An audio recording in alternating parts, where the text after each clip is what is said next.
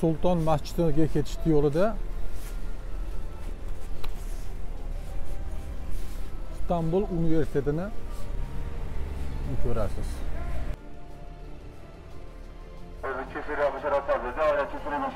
Rossiyskiy Niva Turkiyada evakuator olib ketyapti.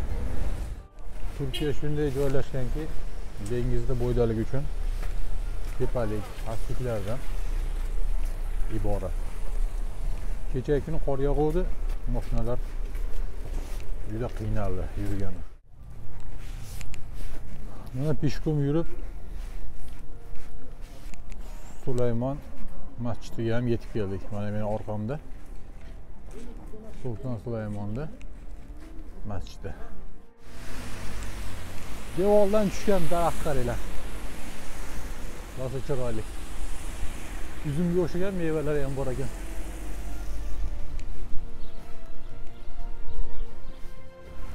Bu Sulaymon Sulton masjidiga kirishda bitta darvozasi. Sizlarga qisqacha ma'lumot bermoqchiman. Sulton Sulaymon Osmoniylar imperiyasini 4-sultoni hisoblanadi. Ya'ni 10-avlodi, lekin 4-sulton Osmoniylar imperiyasini, ya'ni dinastiyasini 4-sultoni hisoblangan. Bu masjid İstanbulda 7 ta tepaligini bittasiga qurilgan, İstanbulda chiroyga chiroy qo'shtiradigan bino hisoblanadi. Sulton Sulaymon masjidi 1555-yilda Sulton Sulaymonni farmoniga asosan qurgan. Buni arxitektori Sinan. Ya'ni buni balandligi 47,5 metr, gumbazini diametri 26,5 metrda tashkil qiladi. 4 ta minorasi bor. Sulton Sulaymon xon bilan Xurram sultonni maqbarasi shu yerda ekan.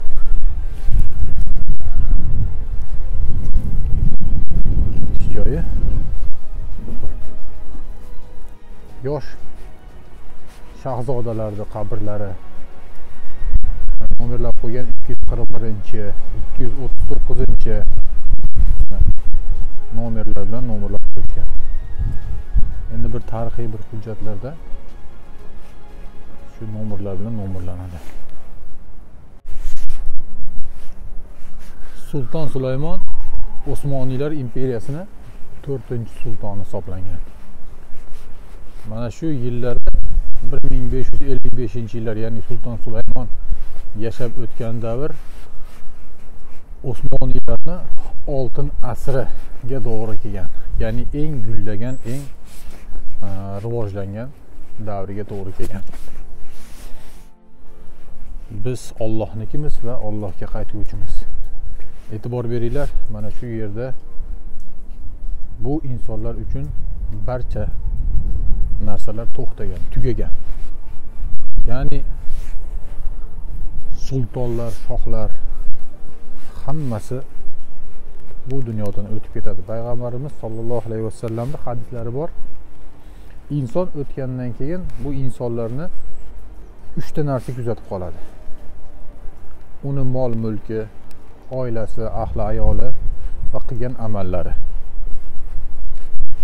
Ulardan ikkitasi qaytib ketadi, bittasi birga ketadi, ya'ni uni amallari birga ketadi. Shu yerda bu insonlar uchun hamma narsa tugagan. Bularning yaxshiliklari, bularning yomonliklari, bularning birovga qilgan hasadlari, birov uchun qilgan yaxshi amallari hammasi tugadi bu yerda. Siz bilan biz ham shu yerlarga boramiz. Biz uchun ham bir kuni tugaydi hamma. Bu dunyodagi topgan boyligimiz, bu dunyoda qilgan amallarimiz hammasi bizni ham kuzatib qoladi. Biz bilan ketadigan amalni ko'paytiraylik. O'zimiz bilan olib ketadigan narsani ko'proq olib ketaylik. Shunaqa sultonlar bu dunyoda ustun bo'lamadi. Shunday buyuk imoratlarni qurishdi. Shunday dunyoni ko'p joylariga hukmron bo'lishdi. Lekin hammasi o'tadi.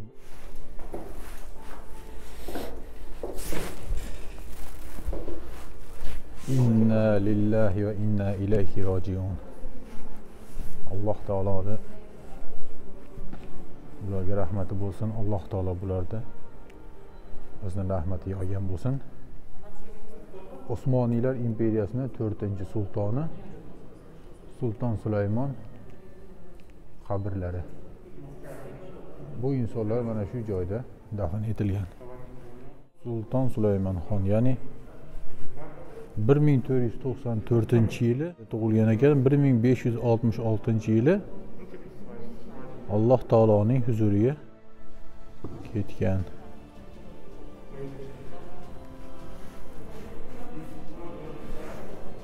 Bu yerda Sulton Ahmadxon dafn etilgan. Chekkada Robiya Sulton. Alloh ulardan rozi bo'lsin. Yorug'likni yoritadigan spishka bilan mumkin emas deb qo'ygan. Mehrima Sulton, Soliha Sulton, Oysha Sulton 1695-yilda, ya'ni Sulton Ahmadxon qizi.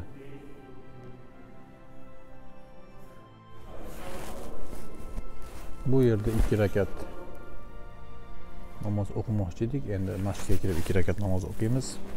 Qur'ondan tilovat qildik, bularni ruhlariga bag'ishladik. Alloh taolo ulardan rozi bo'lsin, o'zining rahmatiga olgan bo'lsin. Va bu yerda bu insonlar bilan xayrlashamiz.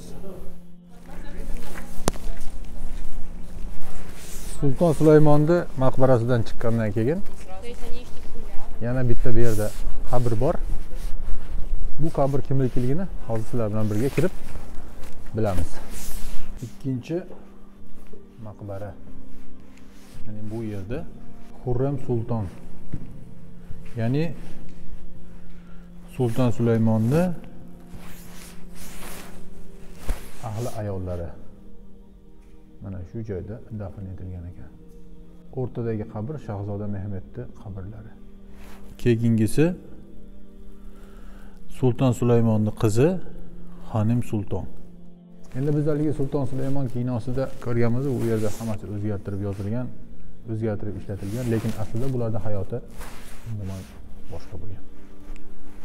Kinolarga ishonib qolmanglar. Kinolar ulardan bir parcha oladi xolos.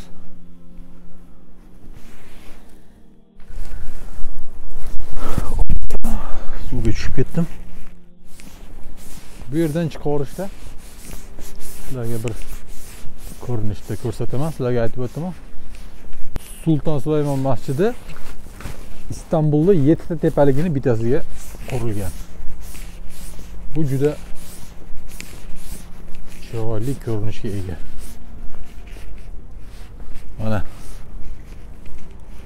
Mana Sulton Sulaymondan chiqishda ko'rinish.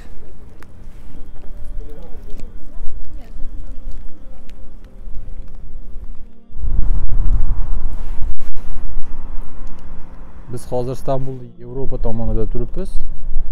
Mana shu ko'prikdan o'tsangiz Osiyo tomonga o'tasiz. Istanbul Yevropa bilan Osiyoni bog'lab turuvchi hisoblanadi.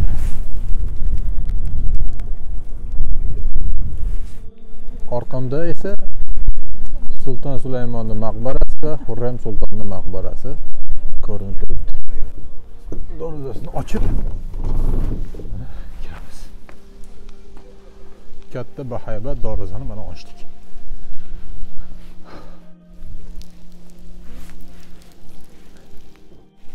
Bu masjidni Sulton Sulaymon qurganda eng xavfsiz yer qimirlashlarga va mustahkamligiga juda katta e'tibor berilgan deyishadi. Bu tamam. Закрыто, говорит. Seysmik juda mustahkam qurilgan. Sulton Sulaymon bu masjidni qurgandan keyin bu masjid abadiy qoladi deb aytgan. Mana kirdik hozir beki ekan.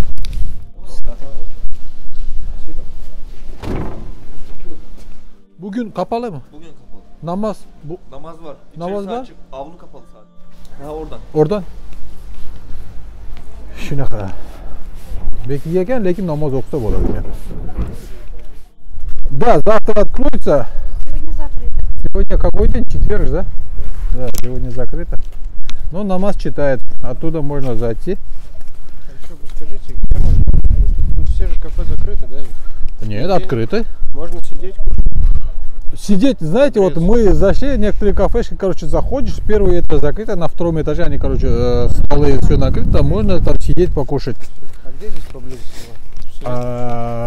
Холодно. Вы, Мерзнешь. вы сейчас с какой стороны пришли? Вот оттуда пришли. Вот отсюда? От этого, от базара шли пешком. От базара. Ну, в сторону базара идите тогда, вот там как раз, вы тоже оттуда, вот сейчас лучше выходите с этой стороны. Вот здесь, да? Да, да, вот там ворота есть. Выходите налево и потом вниз направо. Всё. Turistlarimiz qonma ochibdi. Soqatishibdi. Rossiyadan bo'lsa kerak. Ruscha gapirishyapti-yu. Shunaqa. Yana bir narsaga e'tibor beringlar. Masjidda kira olishda qo'shimcha mana sovuqni to'suvchi joylar qo'ygan. Ochib keldi. Mana masjid ichiga kirdik. Gilamlar to'shalgan. Masjidda 4 ta ustuniga e'tibor bering. Mana ustunni kattaligini qarang. Mana shu ustunlar masjidda asosiy o'rtasidan ushlab turuvchi ustunlar hisoblanadi. Toshdan qurilgan.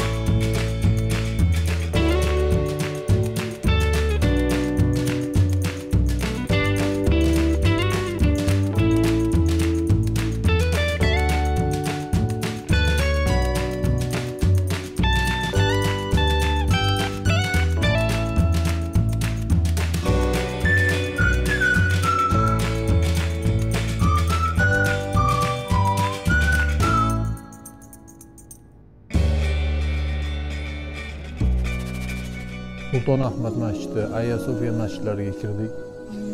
Ular ham zo'r, lekin bu masjid ajoyib, o'ziga yarasha chiroyi bor.